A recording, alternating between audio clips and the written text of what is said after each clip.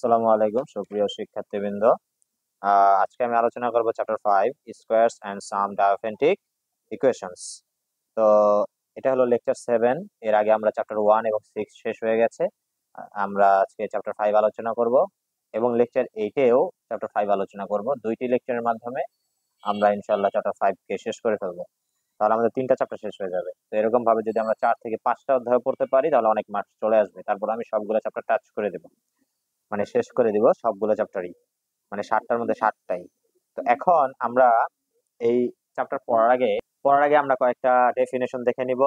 ডেফিনেশনটা হলো define a quadratic residue. Residue কি? যদি পি একটা ওড প্রাইম হয়, ওড মানে বেজোড়, তাহলে a, p সমান 1 হবে if x square congruence a mod p is solvable. যখন সলভেবল হবে তখন কি হবে? কোয়াড্রেটিক রেসিডিউ হবে mod p। ঠিক আছে, তারপর আসে এখানে legendary symbol if p is a prime greater than 2p, এটাকে বলে নট ডিভিজর। ঠিক আছে, ডিভিজর হয় নাই মানে ভাগশেষ হয় নাই। দেন দা লিজেন্ডারি সিম্বল a/p হবে 1 হলে হবে কোয়াড্রেটিক রেসিডিউ মডুলো p। ঠিক আছে, আর -1 হলে হবে কোয়াড্রেটিক নন রেসিডিউ, মানে রেসিডিউ আর নন রেসিডিউ হবে -1 হলে। সংজ্ঞাগুলো একটু দেখবেন। তারপরে আসি what is the Pythagorean triple. Pythagorean triple হলো x square plus y square সমান কি z স্কয়ার। পাইথাগোরিয়ান মানে বুঝেছি এখানে পিথাগোরাস। ঠিক আছে, x স্কয়ার মানে লম্ব স্কয়ার প্লাস ভূমি স্কয়ার সমান অতিভুজ স্কয়ার। এরপরে আসেন আমরা এই থিওরেমটা পড়বো। If a is a quadratic residue modulo p, then a p minus 1/2 congruence 1 mod p। ঠিক আছে, তো এটা আমাদের আনতে হবে, টার্গেট এটা আমাদের প্রুফ করতে হবে। এটা আসছে অ্যাফিলিয়েটেড কলেজে 16 সালে, 7 কলেজে আসছে। তো আমরা এটা করি লেট প্রথমে এটা ধরে নিতে হবে x square congruence a mod p where x epsilon z and p not divisor x। এটা কি not divisor x since p not divisor a। এখন এখানে খেয়াল করেন, এখানে x আছে আর কি আছে, a আছে। এই দুইটা জিনিস নট ডিভিজর আমরা যেখানে বললাম, কিন্তু এখানে p টা কি মোডে আছে। যেহেতু p টা মোডে আছে তাহলে এই দুই পাশে হবে p। এরপরে আমরা টেকিং p minus 1/2 তম রুট, মানে p minus 1/2 তম রুটটা আমরা নিব বোথ সাইডে, ইন বোথ সাইডস। তো আমরা যদি বোথ সাইডস এ নেই, এই যে আমরা এইটার বোথ সাইডে নিব, তো আমরা কি লিখতে পারি x square p minus 1/2 congruence of a p minus 1/2 into মোট p। খেয়াল করেন এই যে আমরা এই ইকুয়েশনের এই উপরে দুই জায়গায় আমরা এটা নিয়েছি। ঠিক আছে, এই যে এটা, তো এটা নিয়েছি সংজ্ঞা অনুযায়ী। তো এরপরে আমরা এটা গুণ করে দেব, 2 এর সাথে যদি এটা গুণ করি তাহলে x হবে 2p minus 2 ডিভাইডেড বাই 2। ঠিক আছে, এটার নাম, এই চিহ্নের নাম হলো কনগ্রুয়েন্স, আর বাংলায় বলে অসমতা। তাহলে a p minus 1/2 ইনটু মোট p। ঠিক আছে, তো এখন এখান থেকে যদি আমরা 2 কমন নেই তাহলে কি থাকে, x2 কমন নিলে থাকে p minus 1/2 congruence of a p minus 1/2 into মোট p। এই 2 কিন্তু কাটা যায়, তাহলে কি থাকে, x এর উপরে p minus 1 থাকে। ঠিক আছে, তো এখন আমরা x এর উপর যেহেতু p minus 1/2 থাকে, তো আমরা সেটা লিখে দিব, বা x এর উপরে p minus 1 আর 2 তো কাটা চলে গেছে, a p minus 1/2 ইনটু মোট p দিলাম 1 নাম্বার। এরপরে আমরা এটা এখনো আসে নাই, তাহলে xp সমান সমান 1, এগুলো সংজ্ঞা অনুযায়ী আমরা ধরলাম ফার্মেট থিওরেমে। Then then from Fermat's theorem we have. তো ফার্মেটস থিওরেম থেকে আমরা কি বলতে পারি, xp minus 1 কনগ্রুয়েন্স অফ 1 মোট p। এটা ফার্মেট থিওরেম থেকে আমরা জানি। মনে রাখবেন এটা যা আছে, দেখেন এই জায়গাটা খালি 1 হয়ে গেছে। ঠিক আছে, তো আমরা এটা জানি, এটাকে দিলাম 2। এখন 1 আর 2 আমরা সমন্বয় করে দিব, বলবো যে ফ্রম 1 and 2 উই হ্যাভ। তো যদি আমি সমন্বয় করে দেই কি ঘটনা হবে, দুইটা থেকে একটা হবে, p minus 1 congruence of 1 p minus 1/2। ঠিক আছে, কারণ এই a হবে, এটা সরি এটা a হবে, কারণ এটা কিন্তু কাটা চলে যাবে, তাহলে এটা থাকে কনগ্রুয়েন্স অফ 1 মোট p থাকবে। মানে এই দুই পাশ থেকে এটা কাটা চলে যাবে, সমন্বয় করলে এটা থাকবে আর এই ওয়ান থাকবে আর এটা থাকবে। তো আমাদের এটা কিন্তু প্রুভড হয়ে গেছে। তো আশা করি সবাই এটা বুঝতে পারছেন। এরপরে আসি আমরা পরের প্রশ্ন। এটাও একটা theorem, if m and n are each a sum of two squares then so is their product mn। Product মানে কি? গুণফল। প্রোডাক্ট অর্থ আমরা জানি গুণফল। তাহলে এটার গুণফল করতে হবে সাম অফ টু স্কোয়ারস। স্কোয়ারস মানে বর্গ। তো এই যে আমরা বর্গ দুইটা, টু টু মানে দুইটি, দুইটির বর্গ আমরা তার আবার গুণ করব, ঠিক আছে? এই প্রশ্ন অনুযায়ী আমরা করব। এম এবং এন আছে, তাহলে এম ধরবো এনও ধরবো, এম এর দুইটা ধরবো এন এর দুইটা ধরবো এভাবে। তাহলে আমরা লিখবো লেটস ধরি এম সমান সমান A square plus B square and N সমান সমান কি C square plus D square. অতএব এই দুইটার এবার কি বলছে? প্রোডাক্ট মানে গুণফল। এই যে এম এন সমান সমান আমরা গুণ করে দেই A square plus B square C square plus D square. তাহলে এটার সাথে যদি আমরা গুণ করি এ স্কোয়ার সি স্কোয়ার, এই গুণগুলো আমাকে আপনারা ভালো পারবেন। A square D square plus B square C square plus B square D square. এরপরে আসি, এখন আমাদের এটা কমন নিতে হবে, এসির সাথে নিতে হবে এটা কমন, ঠিক আছে? আর এটার সাথে এটা কমন, কারণ আমাদের সূত্রে পড়বে A square C square B square D square plus এই দুইটা এবার লিখে দিব A square D square plus B square C square, ঠিক আছে? এটা কাটা।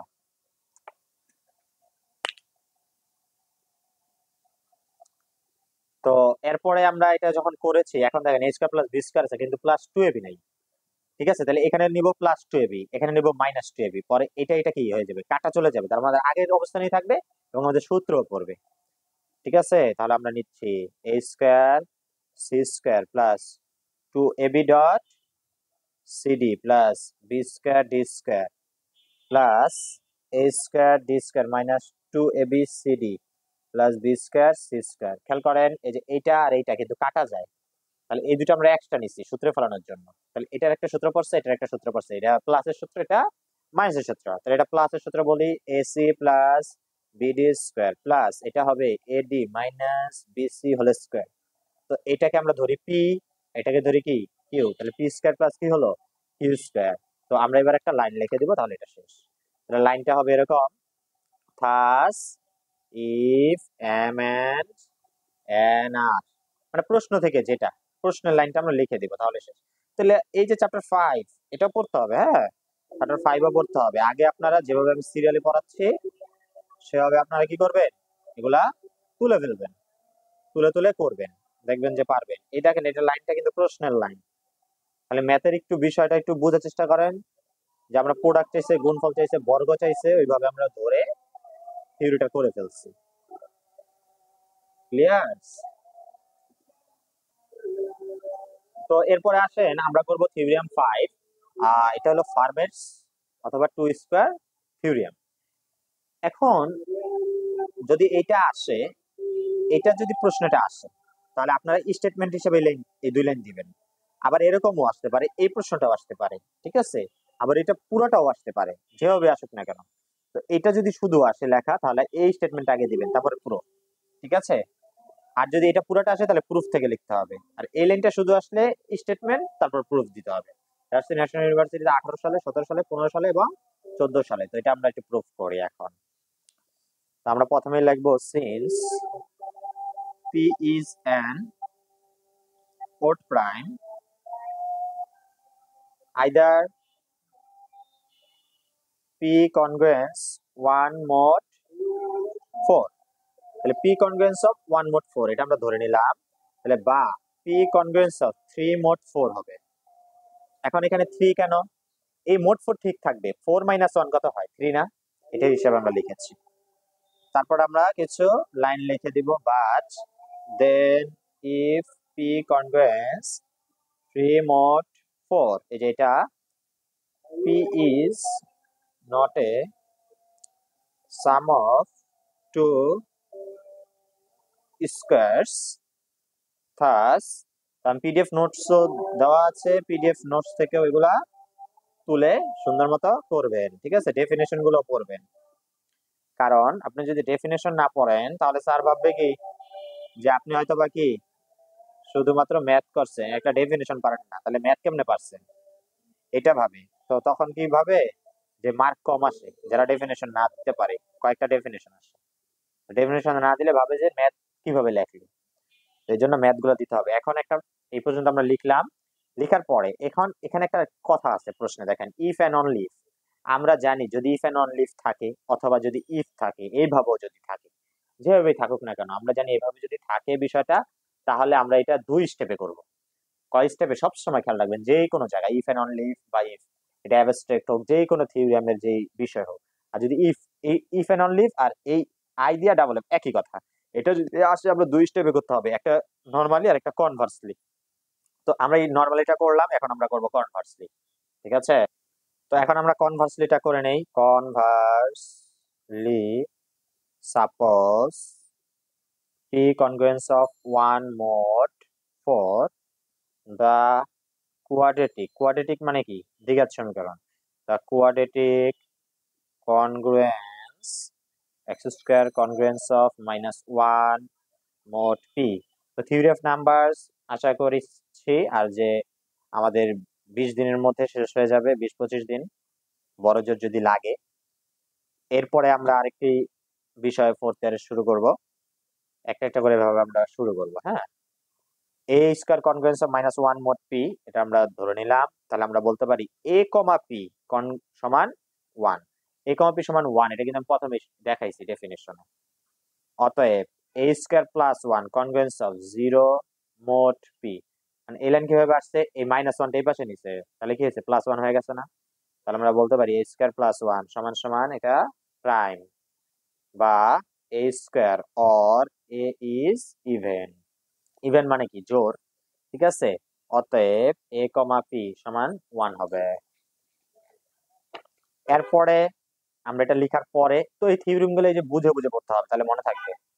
We know the linear congruence, linear, আমরা এটা লিনিয়ার যে কনগ্রুয়েন্স সেটা আমরা জানি। ax congruence of y mod p has solution x naught y naught such that 0 less than x naught less than root p and 0 less than y naught less than root p, এটা এক number দিলাম। Now a square congruence of -1 mod p বা a square x naught square congruence of minus x naught square mod p। তো আমরা কিন্তু এই পর্যন্ত ধরে নিলাম। তো a square congruence of -1 mod p, তাহলে আমরা উভয় পাশে কি নিলাম? x naught square নিয়ে নিলাম। ঠিক আছে, এরপরে আমরা কি করব? x naught square নিলাম। এরপরে আমরা এই ax, ঠিক আছে, ax মানে আমরা জানি y naught, এটার মানে কি জানি আমরা? y naught। তো সেটা আমরা লিখে দিব, যেহেতু a square x naught square সমান congruence y naught square mod p, মানে আমরা কি করলাম? এই যে এইটা মানে আমরা এটা জানি, তো এইটার মান এই যে এটা y naught square, mod p আর লেখা দরকার নাই। তো আমরা কি করলাম? উভয় পাশে x naught square যোগ করে দিলাম। যোগ করলে কি হয়? এই x naught square এখানে যোগ করছে, আর এখানে যদি যোগ করি এটা কাটা যায়, তাহলে থাকে 0, এটা একটা এক্সিস্ট করছে ইন্টিজার হিসেবে। ঠিক আছে, তো এরপরে আমরা x naught square plus y naught square সমান সমান কি? kp। আমরা জানি 2 স্কয়ারস হবে কি একটা আমরা ধ্রুবকের সাথে একটা p গুণ, তো এটাকে দিলাম 2 নং ইকুয়েশন।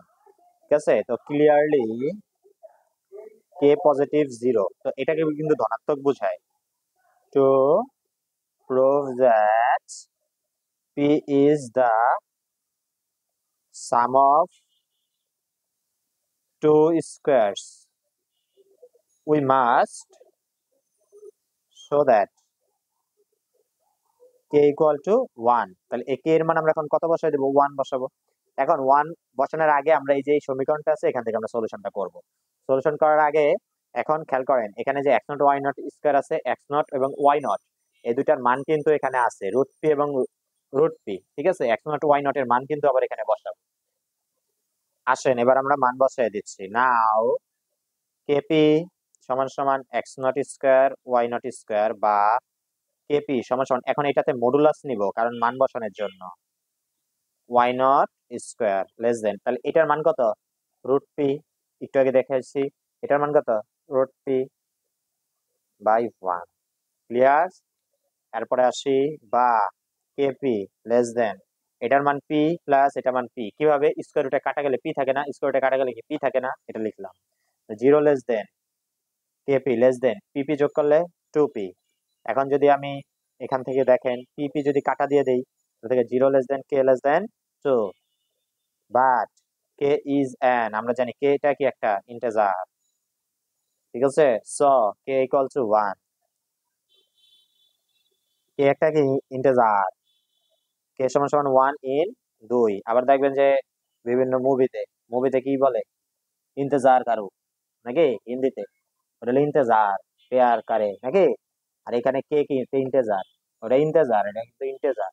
আমরা জানি আই জে কে এলিমেন্ট, এটা আমরা পড়াটানে পড়েছি, এগুলো একটা ইন্টেজার। ঠিক আছে, তো কে সমান সমান 1 আমরা এবার বসিয়ে দেই finally. X not square plus y not square সমান 1 ডট পি, বা পি সমান সমান x not square plus y not square. Thus the proof is complete. ঠিক আছে, এটা আমাদের কমপ্লিট হয়ে গেছে। তো আশা করি সবাই পারবেন। আরেকটা ক্লাস নিব, আমি আরেকটা থিওরি করে দেবো, বাকিগুলো বুঝিয়ে এভাবে চ্যাপ্টার 5 নেক্সট ক্লাসে আমরা শেষ করে ফেলবো। আজকে আমাদের চ্যাপ্টার 5 এর প্রথম অংশ শেষ, আরেকটা ক্লাস নিলে আমাদের চ্যাপ্টার 5 শেষ হয়ে যাবে আশা করছি। ওকে, আল্লাহ হাফেজ।